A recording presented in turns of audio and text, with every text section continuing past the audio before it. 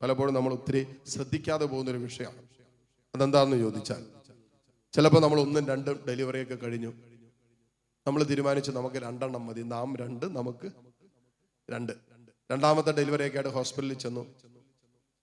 അപ്പോൾ നമ്മൾ തീരുമാനിച്ചുറപ്പിച്ചാ പോയേക്കുന്നത്. ഡോക്ടർ പറഞ്ഞു ഞങ്ങളെല്ലാം അവസാനിപ്പിക്കുക, ഒന്ന് പൂട്ടിത്തരാവോ, എല്ലാം ഒന്ന് കെട്ടി അവസാനിപ്പിച്ചോ, കട്ട് ചെയ്തോ പൂട്ടിയോ ഒക്കെ ഒന്ന് തരാവോ എന്ന് പറഞ്ഞാൽ ഒരു ജീവനെ നമ്മൾ ബ്ലോക്ക് ചെയ്യുക. തമ്പുരാൻ നമുക്ക് 2 അതിലധികമോ കുഞ്ഞുങ്ങളെ തരാൻ ആഗ്രഹിക്കുമ്പോൾ നമ്മൾ പറയുവാണ് this is enough for me, എനിക്കിത് മതി.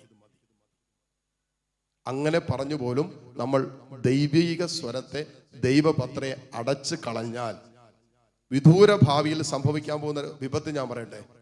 ദൈവാനുഗ്രഹം, നമ്മൾ ദൈവാനുഗ്രഹത്തോട് നോ പറഞ്ഞാൽ നമ്മുടെ ആഗ്രഹങ്ങളുടെ മീതെ സമാനമായ അനുഭവങ്ങൾ നമ്മൾ ജീവിതത്തിൽ അനുഭവിക്കാൻ സാധ്യതയുണ്ട്.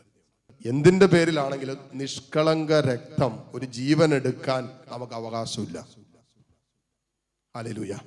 കാരണം ജീവൻ കൊടുക്കാൻ നമുക്ക് അധികാരം ഇല്ലാത്തിടത്തോളം കാലം ജീവൻ എടുക്കാനും നമുക്ക് അവകാശമില്ല. ഇനി മാതാപിതാക്കൾ നിങ്ങൾ അങ്ങനെ എന്തെങ്കിലും ഒരു തീരുമാനം ഇന്നലകളിൽ എടുത്തിട്ടുണ്ട് എങ്കിൽ അതിൻ്റെ തലമുറകളിലേക്ക് വ്യാപിക്കാൻ സാധ്യതയുള്ള ഒരു തിന്മയാണ് ആ നിലവിളി.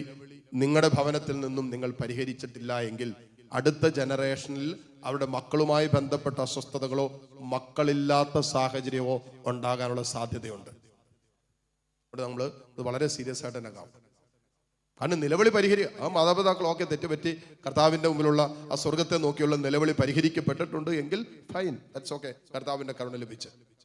അതല്ല, ഇന്നും ആ നിലവിളി നമ്മുടെ ഭവനത്തിന് മീതെ, തലമുറകൾക്ക് മീതെ ഒക്കെ ഉയർന്നു നിൽക്കുന്നുണ്ട് എങ്കിൽ ചില അടയാളങ്ങൾ കർത്താവ് നമ്മുടെ മക്കളിലും കുടുംബത്തിലും കാണിച്ചു തരും. എന്തിനാണെന്നറിയാവോ? എവിടെയോ സ്വർഗത്തിന്റെ മുമ്പിൽ ഒരു നിലവിളി ഇന്നും പരിഹരിക്കപ്പെട്ടിട്ടില്ല എന്ന് നമുക്ക് മനസ്സിലാക്കി തരാൻ. നമ്മുടെ മാതാപിതാക്കളായിട്ടോ കുടുംബാംഗങ്ങളായിട്ടോ ചെയ്തു പോയ ചില മേഖലകളെ വെളിപ്പെടുത്തി തരാനാണ് ചില അടയാളങ്ങൾ മക്കളിലും തലമുറകളിലും കർത്താവ് തരുന്നത്. സമാനമായ വിഷയത്തിൽ ചിലപ്പോൾ മക്കളിൽ നിന്നുണ്ടാകുന്ന അസ്വസ്ഥതകൾ, മക്കൾ സ്വഭാവത്തിൻ്റെ, അവരുടെ വൈകാരിക വളർച്ച, മാനസിക വളർച്ചയുമായി ബന്ധപ്പെട്ട ചില വിഷയങ്ങൾ, ചിലപ്പോൾ കുഞ്ഞുങ്ങളില്ലാത്ത അവസ്ഥ മക്കൾക്കുണ്ടാകാം. ഇതൊക്കെ വരുമ്പോൾ വെറും ഫിസിക്കൽ പ്രോബ്ലമായിട്ട് മാത്രം കാണാതെ അതിൻ്റെ പിന്നിൽ എന്തെങ്കിലും ആത്മീയ കാരണങ്ങളുണ്ട് എങ്കിൽ ഓഫ് കോഴ്സ് ആ വിഷയത്തിൽ നമ്മൾ കർത്താവിൻ്റെ കരുണ യാചിക്കേണ്ടതുണ്ട്. കാരണം നമ്മളായിട്ട് അടച്ചു കളഞ്ഞതാ, നമ്മളായിട്ട് തന്നെ തുറക്കണം.